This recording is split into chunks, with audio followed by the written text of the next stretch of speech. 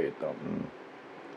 Nga, mag-survey ho tayo. Tablahin muna natin itong survey ng Okta Research, no? Ito. Trust rating man ito. Ibig sabihin, tiwala. Ito, mag-survey tayo dito sa Bisdak Pilipinas. Kayong mga trolls, bumoto kayo. Baka masiro singag ba dito, ha? Kasi 2,000 lang naman. Ay, hindi nga 2,000 yung bumoto lang yata. Yung na-survey nila, mga 1-2. 1-2 lang naman yan, eh. Okay. Mag-survey po ako, guys. Survey tayo. Boto ho kayo. Simple lang naman po ang ating katanungan. Kanino ka? Kanino ka mas may tiwala? Ganun lang, Iuna natin, kanino ka mas may tiwala? Number 1. Number 1. Iuna natin si BBM kasi presidente daw siya. Akala ko hindi presidente yan. Bongbong ba siya? Bongbong Marcos, ayan.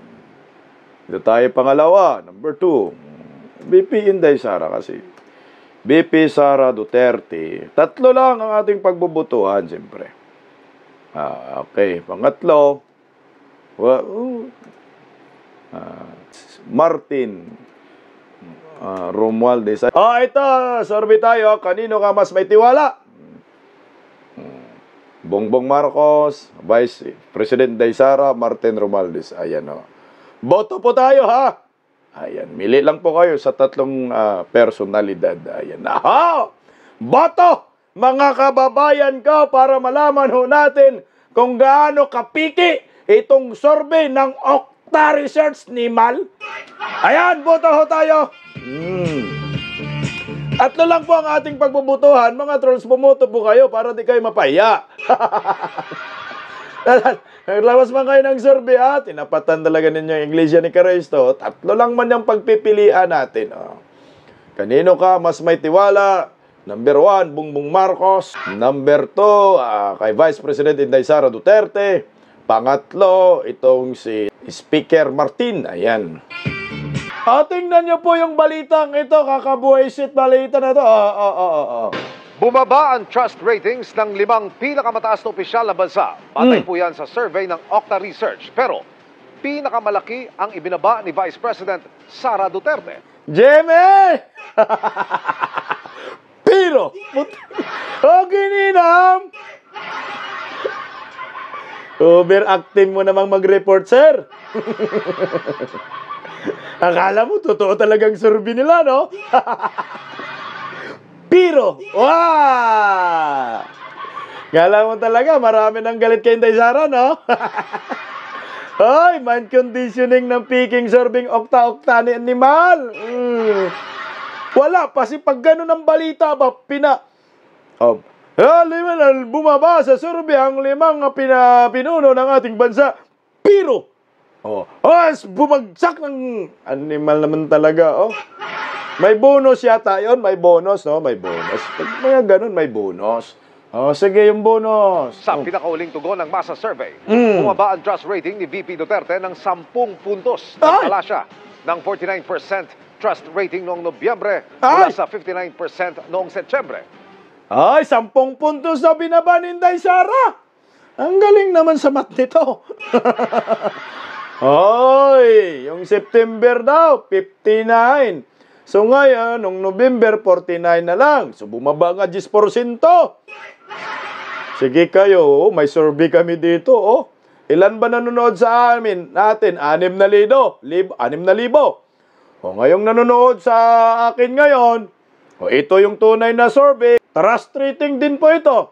Kanino ka mas may tiwala? Number 1, Bongbong Marcos. Number 2, VP Sara Duterte. Number 3, Martin Romualdez. Ngayon po, yung bumoto, nasa 5,000 na, almost 5,000. 95% man ka, Inday. Paano to? GMA 7, 24 oras, tulog ang balita. Paano to? Okta, paano to? Ilan yung tinanong ninyo? 1-2? Ilan ba yung tinanong nila? 1,200. Dito, mag 5,000 na ng buto dito. Iyawan talaga. Ipahiya natin yung Oktagon. Oktagon. Animal Okta Research. Pinabundak kay Inday, Bumaba rin ang performance rating ni Duterte sa 48% mula 52%. Ay. Sabi ng Okta, ito ang pinakamababa niyang rating mula December 2023 at unang pagkakataon na bumaba sa majority threshold na 50% ang kanyang performance at trust ratings. O mapahiya kayo sa amin ngayon. Ilan yung survey ninyo? 1-2 lang? Sa amin, 6,000 nanonood. O, tuloy. O. 65% naman ang ditiwala kay Pangulong Bongbong Marcos nitong Nobyembre, mas mababa sa 69%. Oh, ibig sabihin, galing na talaga ni Ngimim ngayon, ha? 65% yung nagtiwala daw, bumaba lang daw ng 4%, buwang, oh. Ay, ang dami palang mga bubunistang tanganista sa Pilipinas. Nasaan yung sinasabi mong 65%? Tingnan po natin yung survey natin. Sus ko, Ginoo, ay, 4% pa lang. After 49 minutes, after 50 minutes ng survey natin, kanino ka mas may tiwala? Bongbong Marcos, nakakuha ng 4%. May boto na po tayo ng 5,000 plus. Vice President Inday Sara, 95%. Si Martin, bakit 1% lang yan?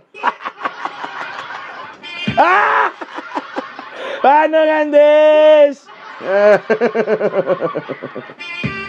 Paano to, GMA? 24 oras, laging sinungaling ang balita. Paano mo to maanong sabi? Mag 6,000 na yung boto dito. Paano to? Live na live survey po itong ginawa natin. Tingnan po natin kung sino po ang nagsasabi ng totoo. Mag 6,000 na sa awa ng Panginoon, 95% Inday Sara. Negative 4% daw lang singag ba, Noong Setyembre, mula sa 66% na performance rating ay bumaba sa 64% ang mga nasisiyahan sa pagganap sa tungkulin ng Pangulo nitong Nobyembre. Bumaba rin ang trust ratings nitong Nobyembre ni na Senate President Francis Escudero sa 63%. House Speaker Martin Romualdez sa 15% at Chief Justice Alexander Gesmundo sa 10%.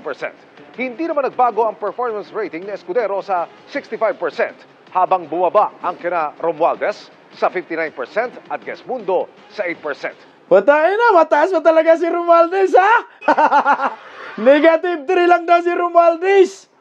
59, oy! Patay na, 1% ka lang man dito, sir. Paano yan, sir? 6,000 votes man to, sir. Diyan, 1-2 lang, sir. Sinong paniwalaan namin, sir?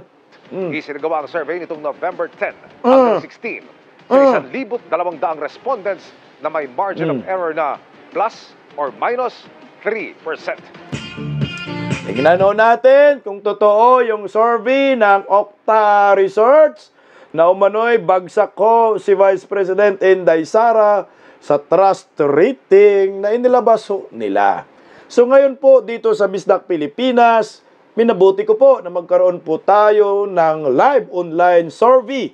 Ito po ay 1 hour ago. Ang ating pong tanong, kanino ka mas may tiwala? So ngayon po ay umabot na po sa 7,000, mga 7,300 po yung boto. Kanino ka mas may tiwala? Bongbong Marcos ay 4%. Vice President Inday Sara, 95%. Martin Romualdez, 1%. And po natin ito sa mga handa nyo po yung screenshot. Pwede po natin to i-post sa social media. Tulungan po natin ang mga Duterte. Laban po sa mga peaking survey na pinapakalat po ngayon ng mga mainstream media. Ito po ay kabaliktaran ang nangyayari. Dahil ang totoo, mas maraming Pilipino ang nagtitiwala sa mga Duterte. And na po natin, ha? Okay. Ayan na ho, yung survey natin. May humabol. So, kakatapos po ng ating survey, umabot po siya ng 7,300 po yung bumoto dyan. Kanino ka mas may tiwala? Vice President Inday Sara Duterte, 94%. Bongbong Marcos, 4%. Si Martin Romualdez, 0. Ba't na 0 si Martin? So baka yung bumoto kay Martin, kay Tamba, lumipat bigla pag-end natin, lumipat kay NGWM. Nakita ko may 1% siya eh. No? 0% talaga. Wawa na. O, dito po natin malalaman. Ito po yung tunay na survey. Mga almost 8,000 po yung bumoto. Mapadaan ng mga Filipino. Ang araw po ngayon ay January 15, 2025. Online survey po ito. Live na survey. Nakakala po tayo ng 7,300 votes. 94% po ang sumang-ayon na 94% po ang nagsasabing may tiwala sila kay Vice President Inday Sara kumpara kay Da Junior at kay Tamba. Da Junior 4%, Tambaloslo 0%. Nasaan ka, Okta? Ayan ho, yung totoong survey, mga kababayan ko.